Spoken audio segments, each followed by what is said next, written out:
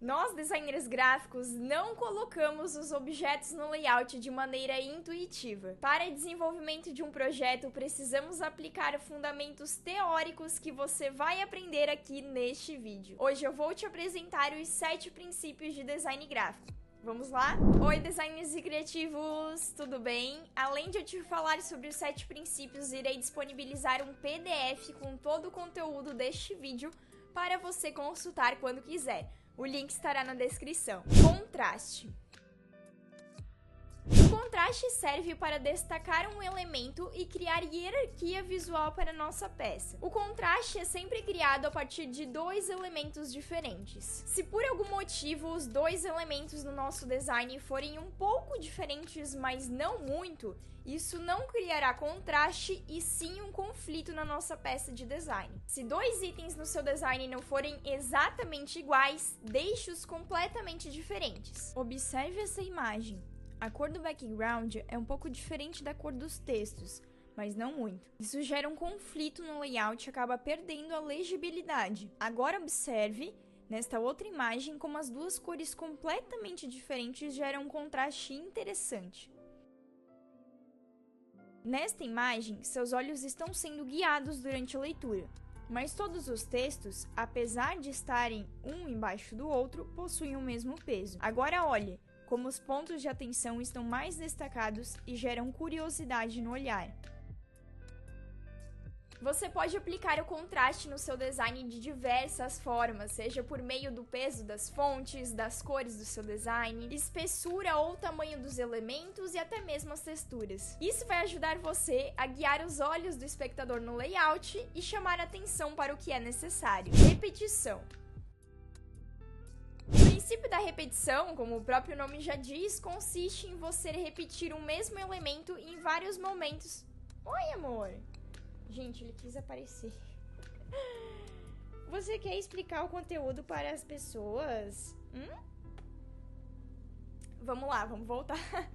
O princípio da repetição, como o próprio nome já diz, consiste em repetir o mesmo elemento em vários momentos no seu design. Você pode criar repetição usando o peso das fontes, elementos no design, formato de algum item e até mesmo brincar com as cores. É a repetição que causa consistência visual em um layout e pega diferentes elementos e amarra todos eles, tornando algo único. Nesta imagem, você pode observar que as arestas das formas dentro do layout são diferentes. Ora é quadrado, ora é arredondado, ora é circular. Não é totalmente errado, mas pode causar um estranhamento. Agora observe o mesmo layout com todas as arestas arredondadas, como a peça traz mais conforto visual. Agora olhe outra forma com a qual você pode explorar o princípio da repetição. Nessa peça de design, os pincéis de rabisco se repetem em várias áreas do layout, no background, nas flechas, nos círculos e nas marcações. A repetição colabora muito com a organização das informações e cria um ponto de interesse visual. É com este princípio que transformamos partes diferentes no layout em um todo. A aplicação da repetição em um design de página única ajuda muito e ajuda ainda mais em um layout de várias páginas, como por exemplo um e-book ou uma revista. Proximidade. Segundo o princípio da proximidade, os elementos que são relacionados entre si devem ser agrupados. Dessa forma, permitimos com que o espectador veja as informações como parte de um conjunto e facilitamos a leitura e o entendimento das nossas informações. E com a mesma regra, seguimos a lógica de que elementos que não são relacionados não devem estar agrupados no layout. Quando vários elementos estão próximos, eles criam uma unidade visual. A gente enxerga como se fosse um bloco realmente. Observe nessa imagem como os olhos ficam soltos durante a leitura do layout. Isso porque as informações como contato, e-mail e endereço estão separadas na peça. Todas essas informações fazem parte do mesmo conjunto, que são as formas de contato com a empresa. Olhe agora com o princípio de proximidade aplicado, como conectamos cada elemento naturalmente.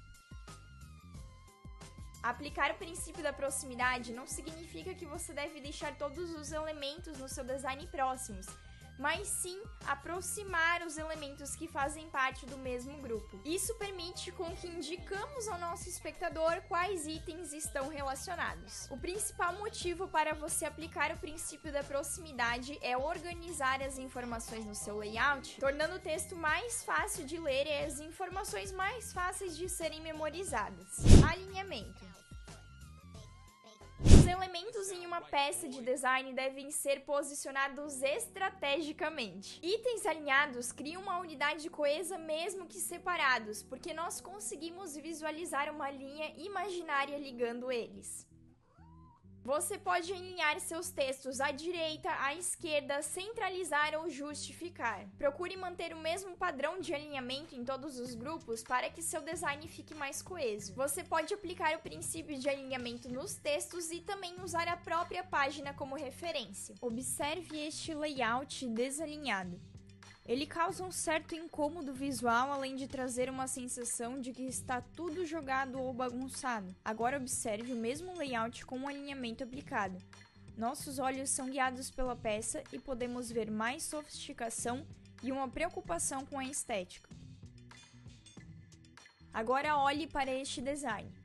Mesmo que os dois grupos estejam em alinhamentos diferentes, já que o superior está alinhado à esquerda e o inferior à direita, o grupo inferior segue alinhado com a lateral direita do grupo superior. Isso cria uma linha imaginária que conversamos anteriormente. Esta também é uma boa prática.